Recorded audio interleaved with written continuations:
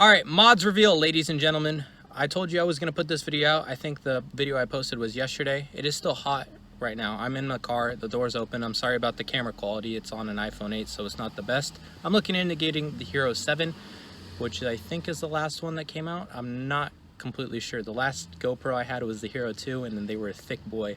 All right, let's get on topic. This car, a little backstory, this car was down 2 months. I pulled the engine out in this driveway that I'm currently sitting in.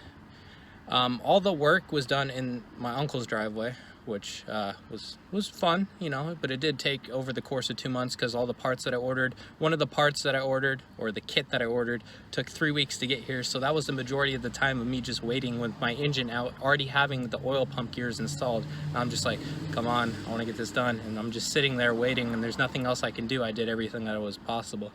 But let's go in order.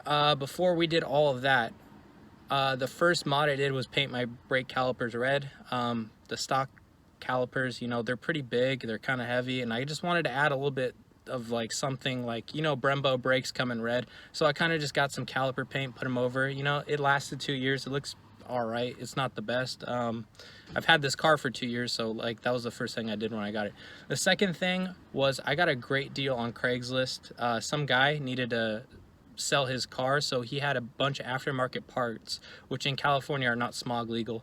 So he gave them to me. My car was already previously smogged, and so I had 2 years, and then if I needed to change them out, I could just buy all the OEM parts and install them. Now it's a little bit different, but that's besides the point. I put in that tune.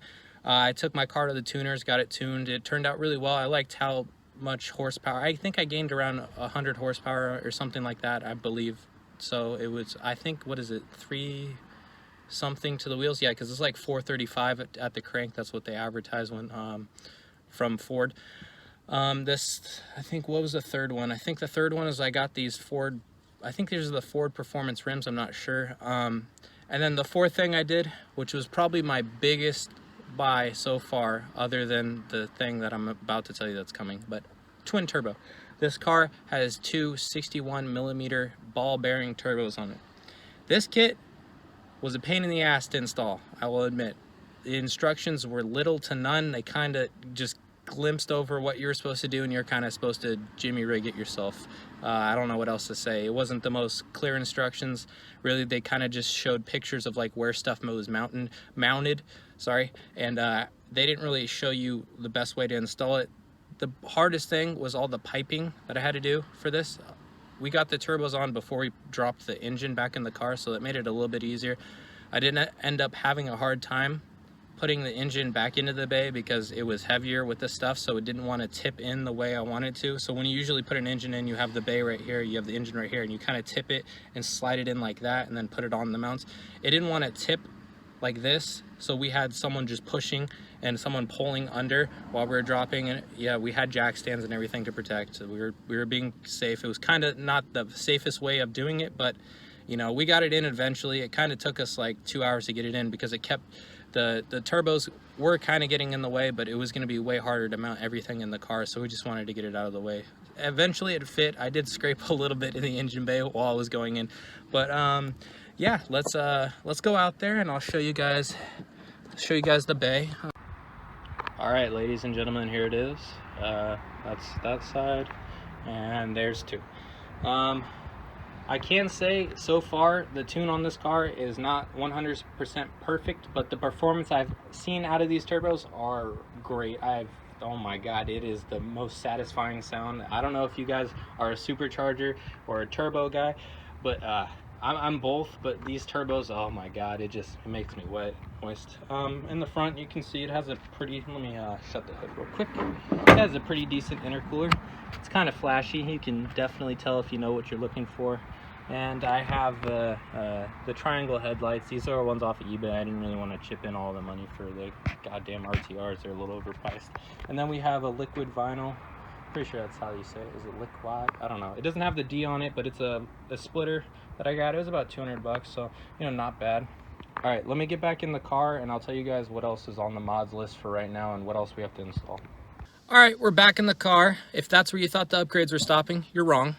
The second biggest purchase, I guess yeah, it was the second biggest purchase, was the fuel system and the injectors. I guess it was, I spent a hefty amount of money on this. I was trying to keep it stock, but I ended up wanting more boost, like everyone does. I ended up going with the L4 Innovations dual pump return system.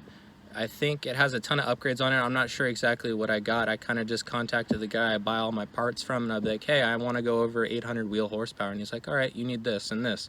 So I ended up upgrading from the 52-pound injectors that are currently in the car, which are above the 43-pound injectors that come in the car stock, to 95-pound injectors, which are equivalent to 1,000 cc.